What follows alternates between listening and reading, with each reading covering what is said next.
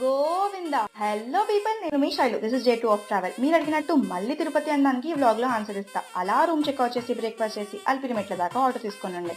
మెట్లెక్కే వాళ్ళు మెట్ల పక్కనే బ్యాగ్ ఫ్రీ డిపాజిట్ చేసుకోవచ్చు, దెన్ మెట్ల పక్కనే పైన రిసీవ్ చేసుకోవచ్చు. ఈసారి మెట్లెక్కనికి చాలా టైం పట్టేసింది.